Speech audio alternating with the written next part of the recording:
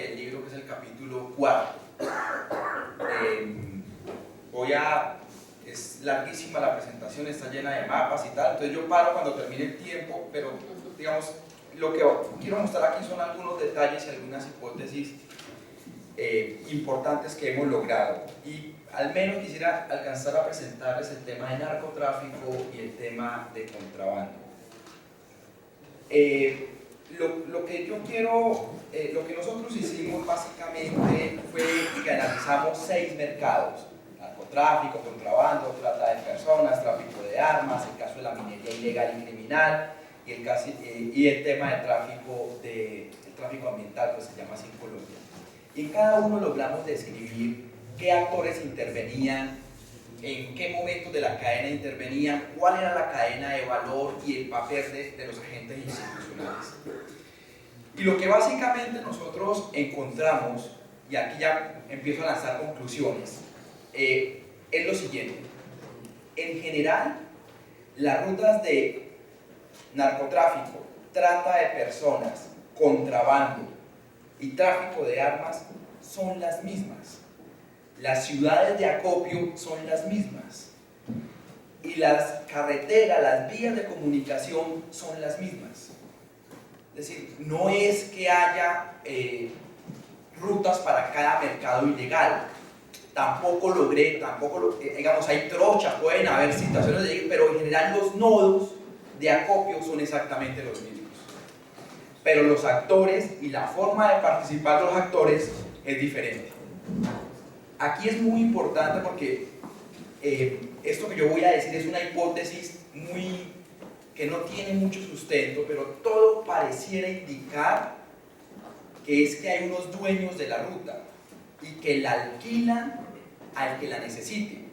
Y todo parece indicar que los dueños de esa ruta son agentes institucionales, no son agentes ilegales. Bien, la segunda conclusión, ahora lo vamos a ver pues, pero la otra conclusión con esto es que, y esto también es muy importante, es que estas economías ilegales mueven más o menos en el país 11.4 billones de pesos, esos son miles de millones de pesos, los billones. Y podrían representar más o menos 4.5 o hasta 5.2 del Producto Interno Bruto del país. Y lo más interesante de esto, y es la tercera cosa que hallamos, aunque ahí sí digamos, ahí nos falta en el caso del contrabando un poco más de profundidad, es que la mayoría de los recursos se quedan en las partes altas de la cadena. Las partes bajas no está llegando el tráfico, yo lo decía también. Los operadores de las drogas, las pandillas, los jóvenes, la delincuencia juvenil está empobrecida en Colombia. Por eso extorsionan en todas las ciudades. Más o menos lo que pasa acá en Ciudad Juárez, Medellín, el 80% de Medellín, la segunda ciudad de Colombia, está extorsionada, o lo que pasa en algunas zonas de Cali. Y en gran parte, y la extorsión a veces en especie, las pandillas no cobran dinero, cobran es comida, que les den libras de arroz o kilos de comida o carnes a los locales comerciales. Eso muestra un empobrecimiento de las partes más bajas de la cadena, pero las partes altas siguen siendo las que más se quedan, y eso tiene una explicación, pero ahora lo vamos a ver pues, si alcanzamos.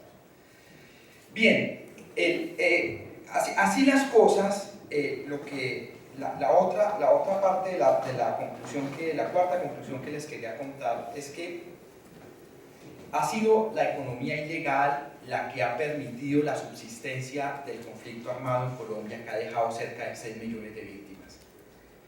Y esa economía que le genera a los grupos armados ilegales, a su vez le ha permitido mucha independencia del Estado colombiano y de agentes internacionales. Las guerrillas en Colombia, por ejemplo, ahora que me preguntaba Fernando lo del proceso de paz, nunca dependieron de la Unión Soviética o nunca dependieron de Cuba. Los grupos paramilitares trabajaron con el Estado, pero el Estado nunca los financió. Esa autonomía criminal de estos grupos es la que ha permitido crear estados de facto en algunas zonas fronterizas. Y obviamente las fechas que narraba Fernando coinciden totalmente con nosotros. Hay una diversificación del portafolio económico de las organizaciones criminales y en sentido estricto también las organizaciones criminales pueden tener hasta 4 o 5 tipos de carteras de esto.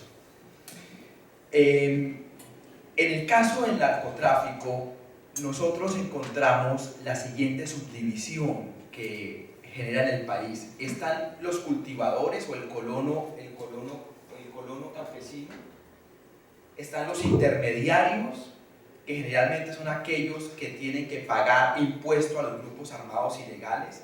Realmente, y esto es una cosa importante, los grupos armados ilegales en Colombia, los grandes, particularmente las guerrillas, las bandas criminales, otra cosa, ahorita les explico qué es eso, no tienen laboratorios propios. Lo que hacen es cobrar impuesto o cobrar una extorsión a los dueños de esos laboratorios. Luego viene una cosa que es un concepto que sacamos de la literatura reciente, que es el concepto de patrón duro, que yo creo que este es el que más debate vas a tener que generar. Nosotros logramos identificar en Colombia una serie de agentes individuales que son los que tienen la capacidad, como lo dice ahí, de comprar la materia prima de los campesinos, es decir, la pasta base de coca, de lograr tener los insumos, tienen las conexiones con las autoridades colombianas para que les dejen pasar los insumos para el procesamiento de la pasta base, y tienen en general los contactos para hacer carreteable la sacada del clorhidrato de cocaína hacia los puertos o hacia las grandes ciudades. Y estos patrones que están acá, el patrón duro que se llama, son los que generalmente manejan esas rutas de acceso que yo les comentaba al principio. Ustedes saben que la 'ndrangheta italiana, por ejemplo, ellos lo que hacen es que manejan lo carreteable del mercado, pero los grupos de jóvenes en Holanda, en Bélgica, son realmente los que producen la droga sintética y ellos lo que hacen es transportarla. Estos patrones duros más o menos garantizan eso. Luego viene lo que nosotros hemos llamado el cartel, que es una red comercial, que ya es la que ahí es donde se diversifica el negocio. Unos son los que lavan, otros son los que transportan, pueden transportar la coca, otros la guardan, otros la cuartean, y ya luego se maneja todo el tema de los proveedores de insumos. Esas son las cadenas. En algunos casos, en momentos históricos, esto estuvo bajo una única organización criminal.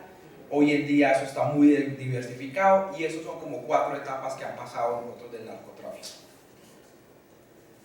Bien, esto es más o menos la forma como se logra circular la mercancía.Nosotros dividimos en 4 etapas la historia del narcotráfico en Colombia, y sobre todo en la tercera es donde las fronteras van a adquirir una zona de confrontación muy grande. La primera etapa es toda la cartelización que hubo, los famosos carteles de Medellín, de Cali, las novelas inmensas que ustedes conocen acá y que las repiten por todo lado, muestran esa época, es un monopolio que hay sobre eso. El último gran cartel que tuvo Colombia fue el del norte del Valle, en el año 2000, 2002, y hasta ahí se acabó. Hubo un segundo, esa historia va del año 80, 81, 82, hasta el año 2000. Hubo un segundo periodo, que es el que va entre el año 95, se superpone, hasta el año 2003, que es cuando la parte financiera y de seguridad de las organizaciones criminales se separan, que es más o menos lo que está pasando aquí en México, porque cuando uno hace las comparaciones, eso es lo que pasa, la parte comercial coge un rumbo y luego quedan unos agentes que venden seguridad, en ese caso fueron grupos paramilitares. Una tercera etapa, que ya es todo el tema de la diversificación comercial, que son las famosas bandas criminales, que son las que ya, digamos, ofrecen seguridad y tienen una forma de operar, es contratando pequeñas bandas delincuenciales y contratando principalmente pandillas. Y luego la última etapa, que es característica en todo el país, que es básicamente portafolios empresariales que viven o que actúan bajo el modelo de corrupción y que garantizan la salida de la droga. Este es el periodo que va entre 2000 a 2004, coge esa segunda y tercera etapa que yo les acabo de mencionar, y básicamente lo que usted encuentra es que la confrontación armada pasó a estar en el centro del país, las zonas, acá queda Bogotá, pasó a estar en esa zona y se desplazó hacia las zonas de frontera. Y esto va a tener un impacto impresionante. Voy a adelantar un poco para mostrar unos mapas, ya me devuelvo todas estas rutas, no hay problema.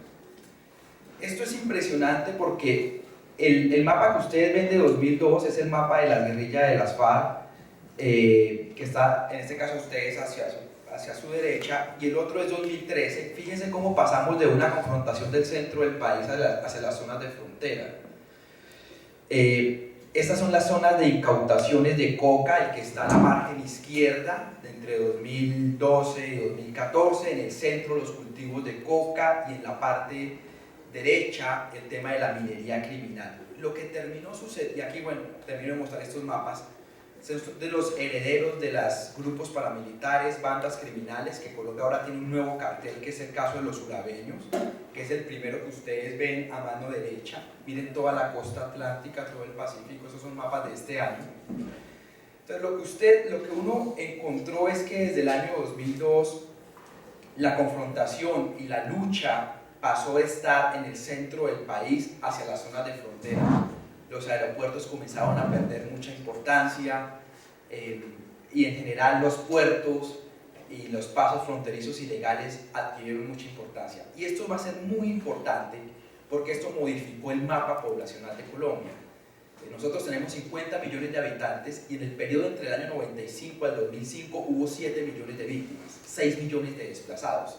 Todos los departamentos fronterizos casi que es como si los hubieran desocupado y luego se los hubieran llenado de nueva población. Y eso causó pues que se crearan una cosa que nosotros hemos llamado estados mafiosos, que son estados de facto, que estoy seguro que esto pasa aquí también en México. Es que una familia o un solo partido político administra los estados fronterizos. Si ustedes miran los estados fronterizos de México, van a encontrar que es una misma familia la que gobierna. Eso pasó exactamente en Colombia. La familia Jerico, la familia Araujo cogieron a gobernar los departamentos fronterizos.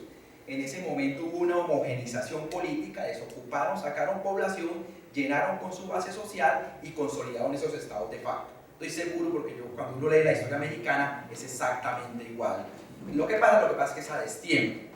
Este es el periodo 2004-2013, ocurre exactamente lo mismo, y aquí hay dos cambios fundamentales, y es que los carteles, las estructuras criminales colombianas, debido al tema del Plan Colombia y la intersección aérea, deciden cederle el paso a los mexicanos, y no hubo guerra.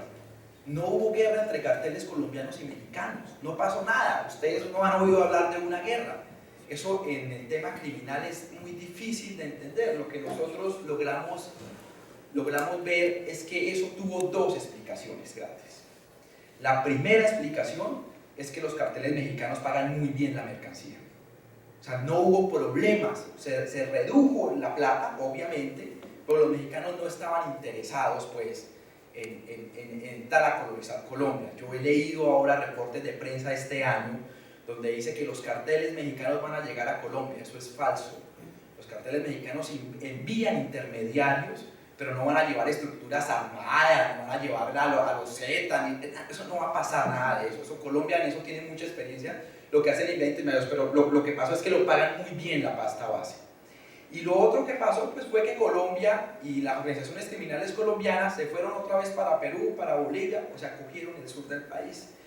Y hubo una gran diversificación de rutas. En toda la investigación nosotros encontramos 32 rutas manejadas por 32 organizaciones criminales. En algunos casos a veces la oficina de Envigado agrupa 4 o 5, agrupan 2. Esta es la primera ruta que se da, es la que maneja todo el sur del país, todo lo que son los departamentos de Caquetá. Obviamente, como sin decirlo, ustedes saben que esto lo maneja el cartel de Sinaloa, con algunos urabeños y el caso de la guerrilla de las FARC. Esto fue la que inauguró el cartel del norte del Valle hacia el año 2002. Aquí tuvieron que ver mucho el cartel del Golfo, los Zetas y antiguamente lo que se llamaban los Caballeros Templarios antes de que entraran en desgracia. Y ahora está otra vez tomada por el caso de los urabeños, se maneja desde el sur del país, va carreteable hacia la costa atlántica. Esta ruta había perdido mucha importancia porque estaba llena de norteamericanos, ahora pues ha cogido otra vez nueva importancia.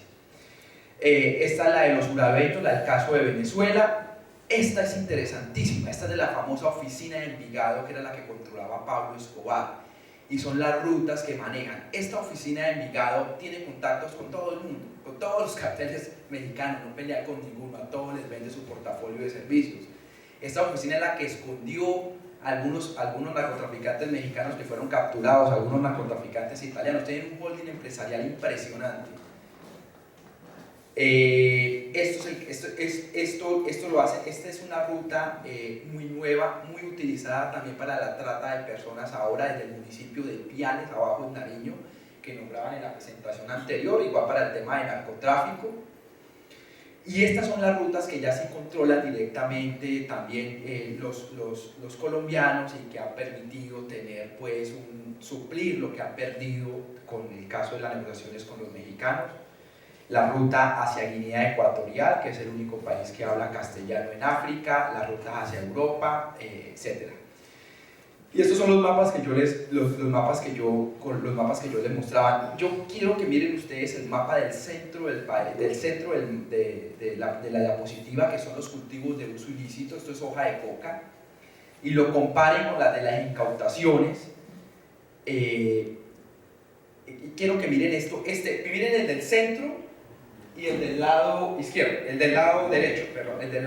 Quiero que miren esos dos mapas, porque ustedes van a ver cómo las organizaciones criminales y los grupos armados ilegales se distribuyen esto. Listo. El mapa del centro, que son los cultivos de coca, es el mapa de la guerrilla de las FARC. Ellos manejan la primera y segunda parte de la cadena del narcotráfico, no manejan más. Ese cuento que son el mayor cártel del mundo, eso es un cuento barato.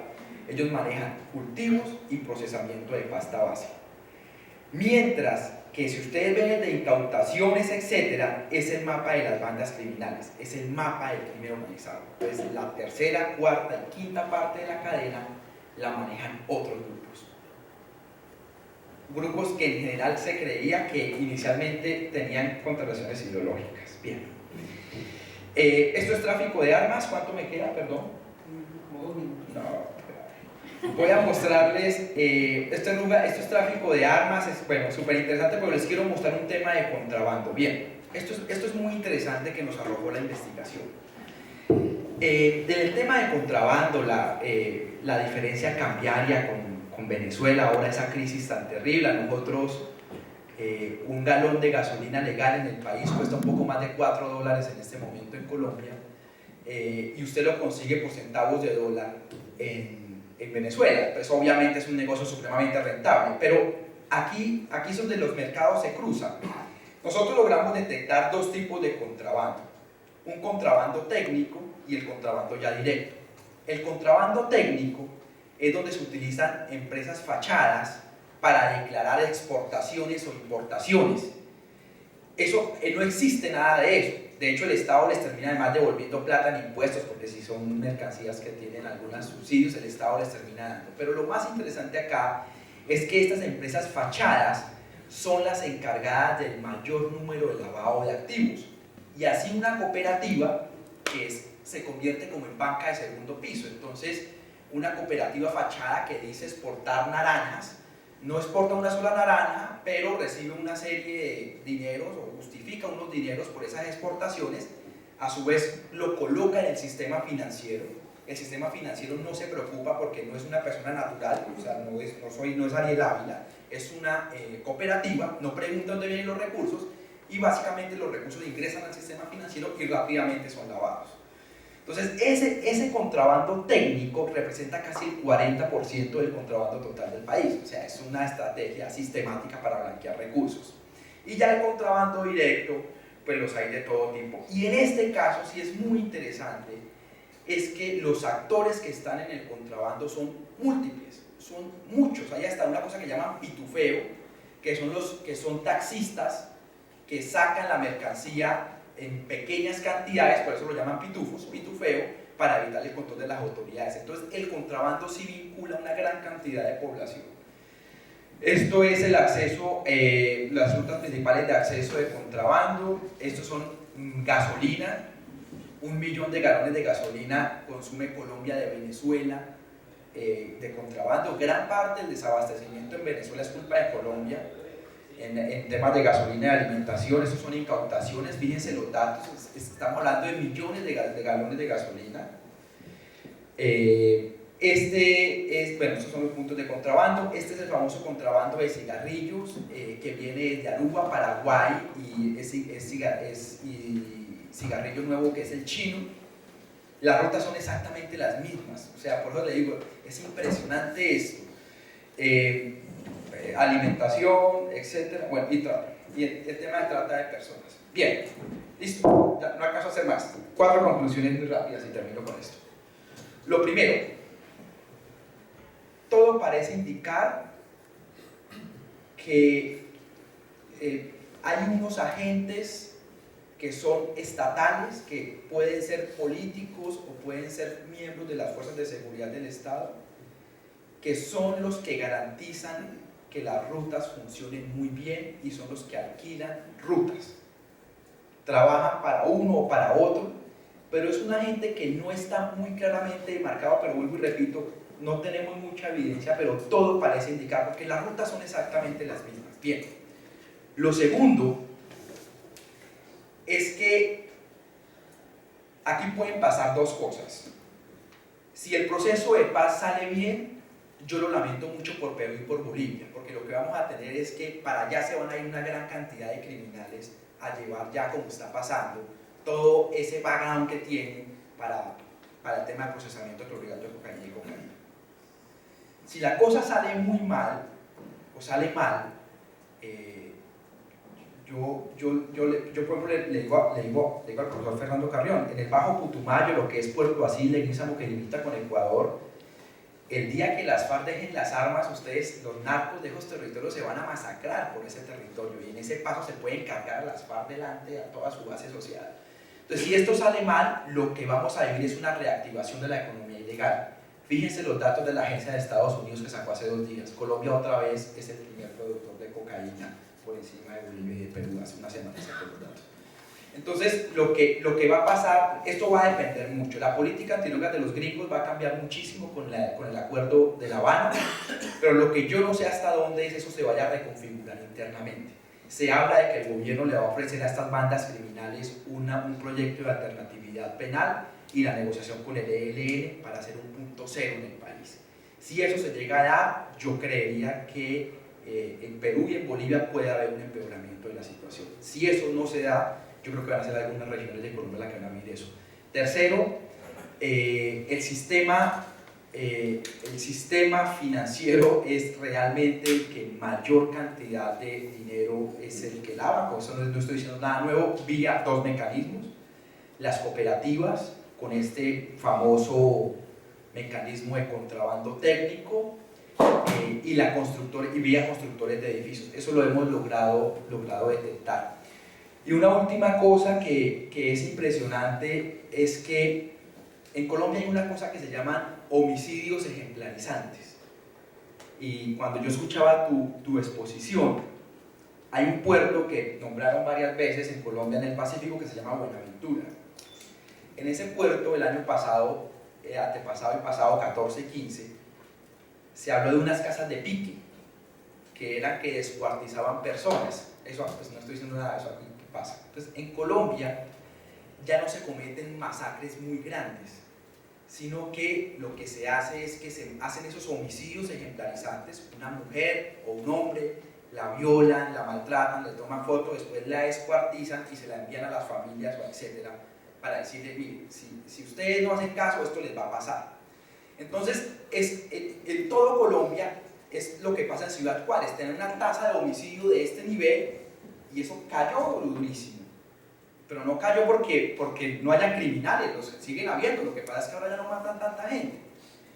Y eso está llevando, ese tipo de situación está llevando a que en cambio se incrementen mucho los niveles de corrupción. En las notas de prensa, más o menos nosotros pasamos de tener 100 capturas en el año 2000 por corrupción, y el año pasado tuvimos casi 1.600 de policías y miembros de las fuerzas militares.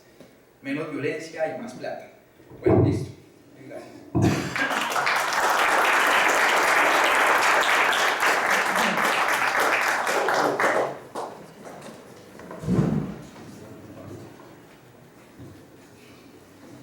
Bien, muchas gracias Ariel por su esfuerzo, por presentarnos tanta información en tan poco tiempo, y de verdad muchas gracias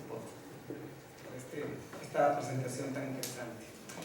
Bien, nuestro segundo expositor es Francisco Enríquez. Él viene de Flaxo, Ecuador. Es economista, graduado de la Universidad Central del Ecuador, con maestría en desarrollo local y estudios de posgrado también en ciencias políticas y economía ecológica. Francisco ha hecho una carrera también interesante dentro de la administración pública y su especialidad académica es trabajar temas relacionados con protección social, educación, desarrollo y gestión territorial. Además de que tiene una serie de publicaciones muy diversas sobre temas distintos. Sin más, dejo el tema y la voz a Francisco Enríquez.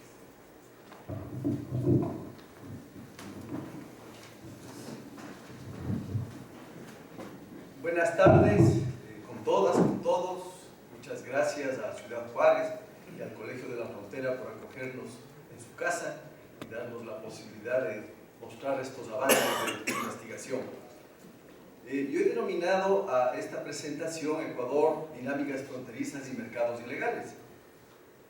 Y quiero decirles que esta investigación es parte de este proyecto que pretende construir en unos meses más lo que se ha dicho, el sistema global fronterizo latinoamericano y su relación con el mundo. Nuestro periodo de